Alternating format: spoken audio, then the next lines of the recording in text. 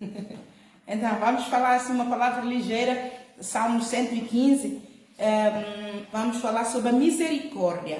O que é misericórdia? Muito de nós falamos que Deus é misericordioso, mas nós não entendemos exatamente o que é misericórdia. A misericórdia é ter compaixão. Misericórdia é compreender o outro, compreender a situação, o estado. Nós às vezes não conseguimos suportar as pessoas por causa do comportamento que ela tem. Então, o comportamento desta pessoa pode ser derivado a problemas mentais, pode ser derivado a problemas que ela está a passar naquele momento, pode ser derivado a alguma situação que está para acontecer e ela sabe, ou algum membro de família está doente, a preocupação mas acima de tudo, quando falamos de misericórdia a nível espiritual, é entendermos que nós todos pecamos. Lá em Romanos capítulo 3, versículo 23, o apóstolo Paulo diz muito bem, porque é isto que está escrito, é o que aconteceu, Adão e Eva, todos somos descendentes do Adão e Eva, somos descendentes dos primeiros homens, primeiro homem, primeira mulher que Deus fez, obras e feituras da sua mão, automaticamente, ao nascermos dessa semente, somos todos pecadores. Então, só por isso, todos pecamos e destituídos fomos da glória de Deus. Não há um justo nenhum sequer. E sabendo esta verdade, então, nós automaticamente, se Deus enviou Jesus Cristo para nos resgatar deste pecado, perdoar o nosso pecado, nos resgatar da maldição da lei e ainda mais nos destruir as fortalezas que nos induziram a este pecado, então, mais do que nunca, nós devemos compreender um ao outro.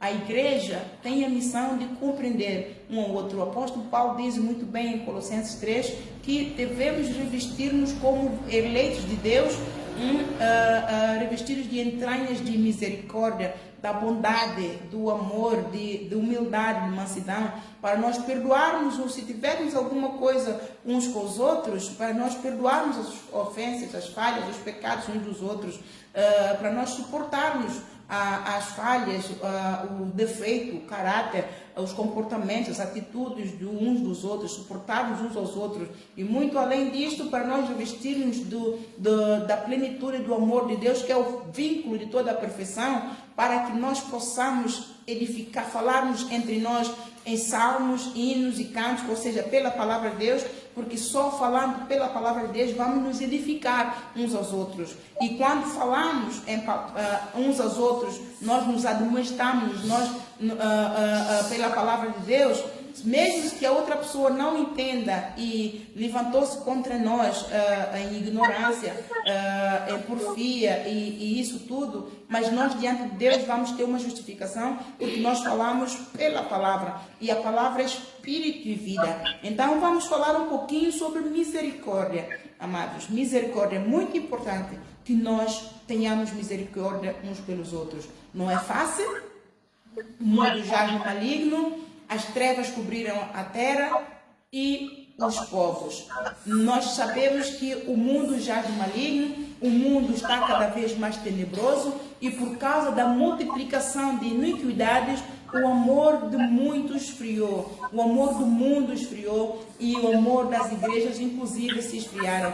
Deus está a trazer reavivamento em muitos lugares, é muito bom de ver, mas este reavivamento não é só de um momento para poder gravar e mostrar ao mundo. Este reavivamento tem que ser aplicado a cada um de nós, para nós nos arrependermos genuinamente dos nossos maus caminhos, de más atitudes, e produzirmos frutos de justiça para a glória de Deus, para não experimentarmos a ira futura, a ira do juízo de Deus que está para breve. Amém? Então, vamos ler aqui em Salmos 115. Vamos ler todo até chegar onde eu quero, porque vamos aproveitar sempre, que eu gosto muito que nós leamos o versículo, o capítulo todo. Ganha um bom hábito. Quando nós referimos um versículo, ganha um bom hábito. Podem ler o versículo que tem a ver com aquela mensagem, mas leiam sempre o capítulo todo para entenderem a fundo como é que se diz, o fundamento dessa mensagem, para entender melhor e fica a conhecer mais a palavra de Deus. Aproveita e fica a conhecer mais a palavra de Deus, amém? Ora, diz assim: a glória do Senhor e a vaidade dos ídolos, exortação a confiar só em Deus. Isso tem a ver com nós, claro que nós muito nos abominamos, como nós nos convertemos, nós estávamos num lugar das trevas, nós estávamos mortos espiritualmente, alguém nos levou a palavra, nós nos arrependemos, nos convertemos, recebemos Jesus, agora estamos no caminho de Deus. A tendência é abominarmos automaticamente todos os outros que ainda estão na lama. Mas isso é um erro muito grande que nós fazemos, que a igreja, o corpo de Cristo faz, condenar. A partir do momento que já é salvo, já mudou de atitude, mudou de comportamento em algumas áreas, porque se fosse santo, Deus também transladava, não é? Todo aquele que se santifica imediatamente para Deus no 100%, só fica cá se Deus tem um propósito para ele cumprir aqui na terra. Mas quando vê que não tem propósito para ele cumprir aqui na terra, e ele está mesmo no trono, ele não tem prazer neste mundo e está na presença do Senhor ligado, o Senhor tem um tempo para ele aqui na terra e depois leva. Porque para não vai acontecer alguma astúcia e o inimigo contamine. Então, aquele que está santo, então afaste-se do mundo, não é? Mas enquanto estamos aqui, nós temos que entender o poder, a essência da misericórdia. A essência e o poder da misericórdia. Não a nós, Senhor, não a nós, mas ao teu nome, da glória, por amor da tua benignidade, da tua verdade. Por amor da tua benignidade, da tua verdade. Amor da tua, a benignidade de Deus se estende até os céus. João 3,16, ele amou o mundo de tal maneira que deu o seu Filho amado para que nós estávamos nas trevas, estávamos cativos, debaixo da escravidão do império satânico. Ele, se não tivesse a misericórdia, ele, se não tivesse o coração dele cheio de amor que cheira todo entendimento, ele, se não tivesse o coração dele cheio de compaixão por um povo que não tinha nada a ver com o pecado de Adão e Eva, porque foi Adão e Eva quem pecou, não fomos nós, certo ou errado? Então não é justo que nós paguemos o mesmo, tenhamos o castigo. Por isso é que ele veio, ele enviou o seu Filho, ele teve compaixão. Deus é um juiz dos juízes, então ele julgou a nossa causa, ele expulsou Adão e Eva, claro, porque ele é santo, e ele não compactua com o pecado fere a santidade de Deus, o pecado contra a sua autoridade, ou seja, a desobediência, o pecado de desobediência e insubmissão ofende a autoridade soberana de Deus. Então ele não podia compactuar, ele não perdoou o Adão e Eva, pura e simplesmente expulsou-os, mas amava-os, não é? E então engendrou um plano, ele arquitetou um plano para poder salvar, mas o que ele poderia fazer, se ele não tivesse um coração cheio de compaixão pelas obras das suas mãos, que sou eu e você, ele poderia pura e simplesmente ter aniquilado Adão e Eva, ter feito o outro homem e mulher e punha Satanás no lugar onde ele tem que ficar e pronto, acabou, porque Deus é soberano e apto para o fazer. Mas ele preferiu redimir-nos da maldição. Ele preferiu enviar o seu Filho para nos comprar. Porque automaticamente quando Adão desobedeceu a Deus, ele deixou que a autoridade que Deus lhe tinha dado fosse roubada por Satanás. Então, Satanás, como roubou-lhe a autoridade, então Deus fez então um sacrifício, sacrificou o seu Filho para descer ao inferno e julgar Satanás, condená-lo e tomar a chave da morte. Estava na mão dele, porque Adão lhe deu autoridade. Ele é um anjo de morte, ele é morte, ele é trevas, ele é pecado, ele é mentiroso, ele todo é inferno. Então Deus tinha que sacrificar o seu Filho para restituir o amor que nós tínhamos perdido, restituir a glória dele. Então, ao fazer isso, nós podemos ver a misericórdia de Deus, certo? Então, se Deus foi misericordioso, e ele não ficou só por aqui, ele nos resgatou da maldição da lei. enviando o seu filho, que pagou um alto preço pelo poder do seu sangue imaculado, poderoso, sangue de vitória, sangue justo, sangue de um justo, não tinha pecado, mas ele derramou por mim e por você. Ele não só ficou por aqui, porque ele tivesse simplesmente nos redimir da maldição da lei e nos reatar com o Pai, porque quando rasgou o véu do pecado, ele nos reconciliou com o Pai, nós estávamos livres para ir ao Pai. Ele não só fez isso, ele se posicionou para ser o caminho para o Pai, para ser o nosso advogado, nosso intercessor. Ele argumenta a nossa causa diante do Pai. Ele é misericordioso, ele dá-nos tempo, por isso é que o amor dele é sofredor, o amor dele tudo crê, tudo espera, tudo suporta, o amor dele não falha, porque ele dá-nos tempo para nós nos arrependermos, não importa o tempo que levar, claro que ele tem um limite, não é? Nós não sabemos o limite, mas a misericórdia dele se estende, a misericórdia dele é sofredora, a misericórdia dele é compaixão, é uma compaixão que nós não há em nós capacidade para discernir. Então, ele não só rasgou o véu do pecado, nos reconciliou com o Pai, mas ele se posicionou como um canal para o Pai. E ele argumenta a nossa causa. E se ele fizesse só isso, e não proporcionasse mais recursos, nós estaríamos à mercê outra vez do diabo. Mas ele foi além. Ele não nos deixou só, ele nos enviou o Consolador. Então temos um instrumento poderoso para operarmos, que nos convence do pecado, nos convence das nossas más atitudes, dos nossos maus pensamentos, dos nossos maus sentimentos, nos convence. O Espírito Santo está conosco para nos ajudar, ele nos alerta do perigo, ele nos acorda para nós orarmos, ele fala conosco. É Deus nele, é a terceira pessoa de Deus, está aqui conosco para nos ajudar nas nossas fraquezas. Ele não nos deixou órfãos. Então é mais um recurso poderoso com que ele nos adornou. E não só ficou por ali, ele fez com que o Espírito Santo fez os discípulos lembrarem-se de toda a palavra, de toda a pregação que ele fez e que ele ensinou, tudo aquilo que ele ensinou aos discípulos, toda a palavra, todos os milagres, os discípulos, o Espírito Santo reavivou a memória de todos os discípulos que estiveram com ele. Por isso que eles escreveram. Então temos a palavra é ele.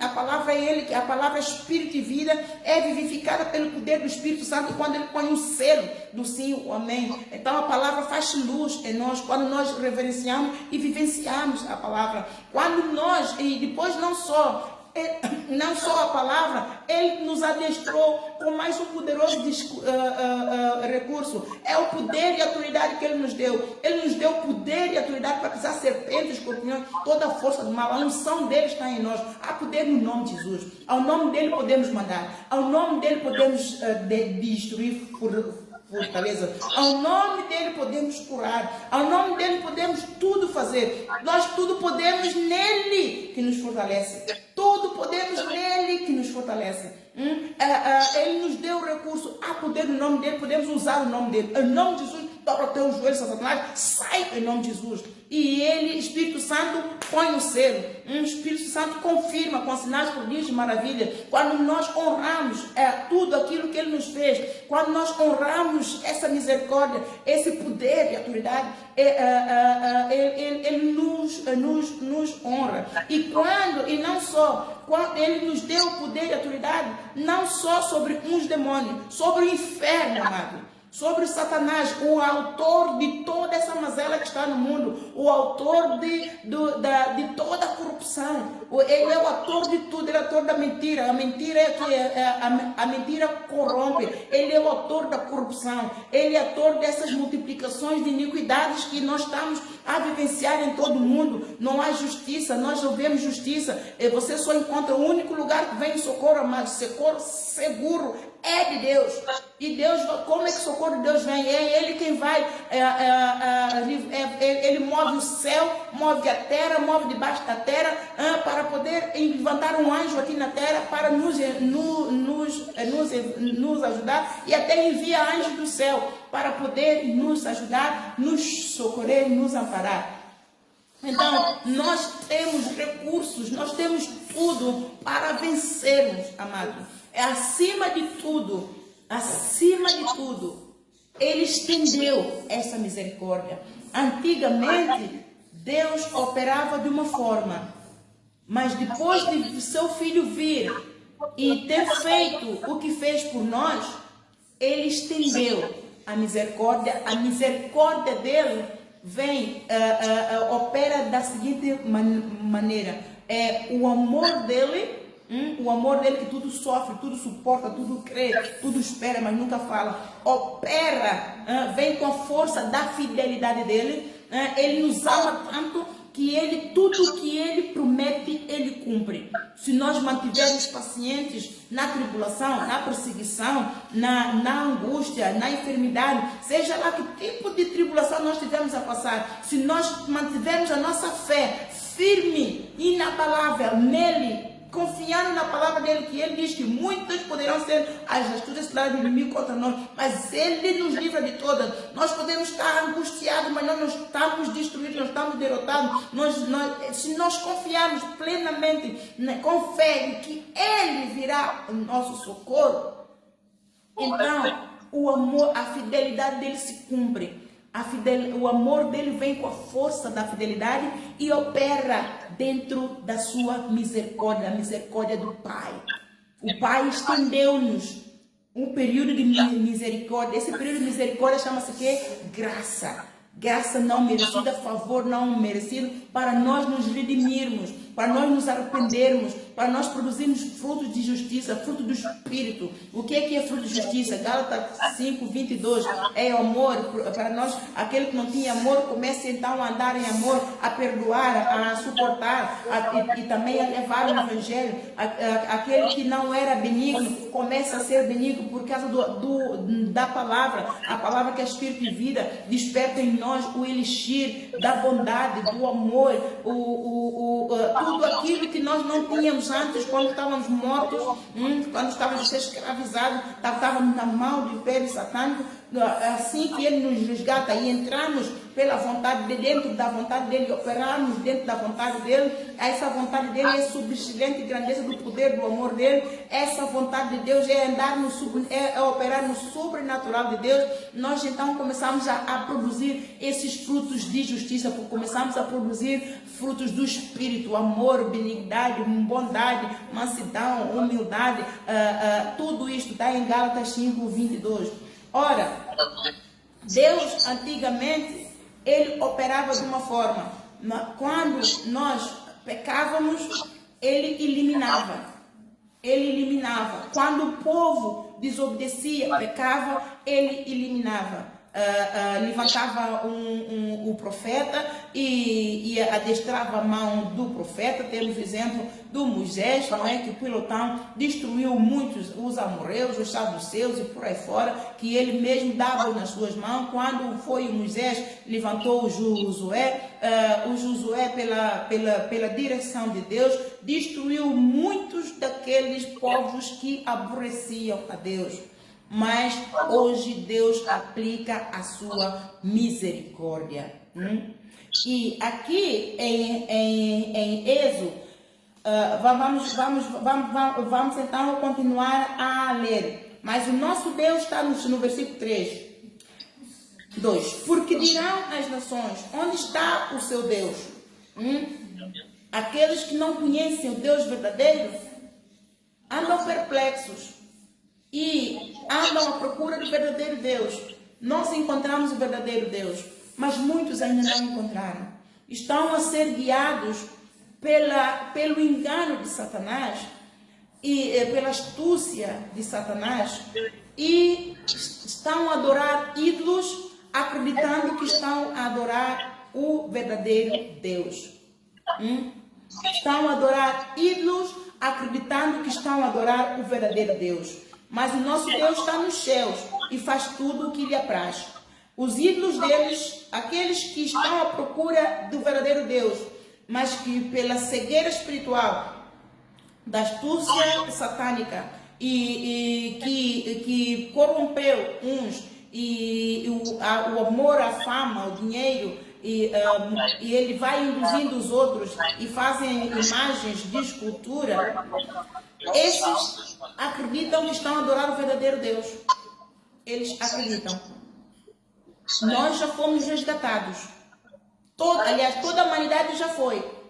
Mas por que ele deixou os discípulos?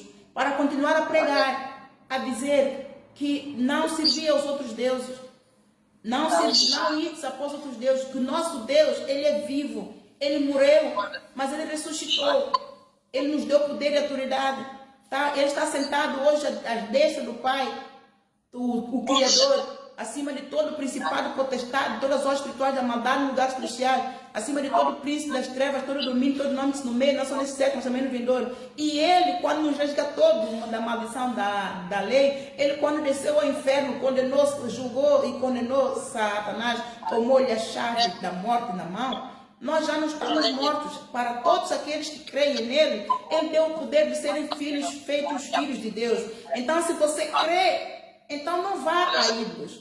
Se você crê, creia nele. Você não precisa de nenhuma imagem de escultura para poder imaginar o verdadeiro Deus. Não precisa. Porque os ídolos deles são prata e ouro, obra das mãos dos homens. Têm boca, mas não falam. Têm olhos, mas não veem. Estamos no Salmo 115. Têm olhos, mas não veem. Têm ouvidos, mas não ouvem. Têm nariz, mas não cheiram. Têm mãos, mas não apalpam. Têm pés, mas não andam. Nem som algum sai da sua garganta. Tornem-se semelhantes a eles. Atenção agora aqui esse versículo. A estes que idolatram imagens, que vão após outros deuses, acreditando que estão a servir o Deus de verdade. O salmista, o rei Davi, o profeta Davi, ele diz aqui, tornem-se semelhantes a eles os que os fazem e todos os que nele confiam. Ora, isto era antigamente, amados. Nós podemos, claro, o apóstolo Paulo diz muito bem que nós temos que condenar as obras infrutuosas das trevas. Mas nós não podemos condenar o ser humano. Nós não podemos condenar aqueles que as fazem. Condenemos apenas as obras infrutuosas das suas mãos, aquilo que eles estão a praticar, que esta prática é abominável aos olhos de Deus. Não feche nesta página, vamos confirmar o quão abominável é para Deus. Vamos ver o Êxodo 20, que é um mandamento do Senhor para que nós não façamos. Êxodo 20, diz aqui, Êxodo capítulo 20 diz, os 10 mandamentos. Então falou Deus todas essas palavras, dizendo, eu sou o Senhor teu Deus, que te tirei da terra do Egito, da casa de servidão. Não terás outros deuses diante de mim. Deus aqui é muito, a lei dele é bem patente, é expressa. Não terás outros deuses diante de mim. Não farás para ti imagem de escultura, nem outra semelhança do que há em cima nos céus, nem embaixo na terra, nem nas águas debaixo da terra. Não te encurvarás a elas, nem as servirás, porque eu, o Senhor teu Deus, sou Deus zeloso, que visito a maldade dos pais e dos filhos até a terceira e quarta geração daqueles que me aborrecem. Daqueles que aborrecem o Senhor. Ora, só o Senhor tem o direito a condenar, mas ele não condena, porque ele veio não para condenar os pecadores, mas para levá-los, os pecadores, ao arrependimento. E ele sabe que levar os pecadores ao arrependimento não é fácil. Por que não é fácil? Porque os pecadores estão cativos, têm a mente cativa ao inferno, a Satanás. É por isso que ele aplica a sua misericórdia para dar um tempo para que os pastores, os evangelistas, os profetas, os doutores, os mestres, os apóstolos cheguem a essa pessoa e pregue a verdade, para que a pessoa então fique liberta desse cativeiro e conheça a verdade e se arrependa de novo. E isso foi feito conosco, certo? Todos nós nos arrependemos quando recebemos Jesus Cristo como Senhor e Salvador. Então, quando recebemos Jesus Cristo como Salvador, chegou-nos a nós o reino dos céus. Chegou-nos a nós a misericórdia de Deus. Então, por que quando é a vez dos outros que estão nestes maus caminhos, nós não aplicamos a misericórdia de Deus para com essas pessoas? Nós abominamos e condenamos. Esta é uma obra abominável aos olhos do Senhor. Mas quando nós estamos perante perseguição de bruxos e por aí fora, de seitas satânicas, nós temos que condenar as obras das mãos deles. Mas nós temos que clamar misericórdia de Deus sobre eles. Eu vou dar aqui um exemplo. Que um erro que eu cometi, amados. Não tenho vergonha de confessar os meus pecados, para também ajudar-te a arrepender dos teus. Se forem semelhantes, dobra o teu joelho, sai! Eu quando estava a orar, Deus então me mostrou um homem assim quase a morrer. E Deus disse: Ana Isabel, bruxo. Foi disse o Senhor: mata, Senhor, mata, não, mata, Senhor. É que eu estava debaixo, é que eles têm uma vontade tanto. Bruxos vêm de todo mundo, de todo lado, amados. De todo lado, confrontam ali, mesmo em frente à igreja. Enfim, é só um Deus que nos acuda. Então eu estava já farta e cansada. E quando eu disse ao Senhor: mata, Senhor, em nome de Jesus, mata esse bruxo, Deus disse: Ana Isabel, não matamos. Ana Isabel, não matamos. E o que é que ele disse? Depois, e quando ele disse, Ana Isabel, não, ele disse: ai, Senhor, perdão, Senhor. Ai, Senhor. Eu fiquei logo toda muito desconcertada. Ai, Senhor, ai, Senhor, ai, Senhor. Por quê? Porque eu estava no treino. Eu estava no treino e falhei. Eu falhei o treino. Claro que no treino nós estamos aqui, estamos a ser instruídos e corrigidos, e moldados, ensinados e guiados. Então eu aprendi e isto depois fez-me luz, fez-me luz, porque eu também estava no pecado, eu também estava a ser guiada pelo império satânico. Alguém me falou a palavra. Aliás, as minhas irmãs que se converteram primeiro na igreja Maná foram elas que me deram a palavra. Então, é o tempo que elas levaram a me convencer. Sim, na altura não conheciam muito a palavra, elas tentavam me convencer a mim, mas era o Espírito Santo, elas fizeram parte dela, elas tinham que ser o Espírito Santo, elas me obrigavam e isso me irritava. E levei mais tempo a ir à casa do Pai. Mas chegou o dia, quando foi dia santo e estou até hoje. Então, elas também tiveram misericórdia de mim. Então, se elas também tiveram misericórdia de mim, oraram por mim e para que Deus salvasse a minha alma, o que é que eu tenho que fazer para com os outros? É também orar pelos outros, para que Deus tenha misericórdia da sua alma e os resgate também do caminho que eles estão. Não importa se ele seja bruxo de alta caixa, seja que, não importa, amado.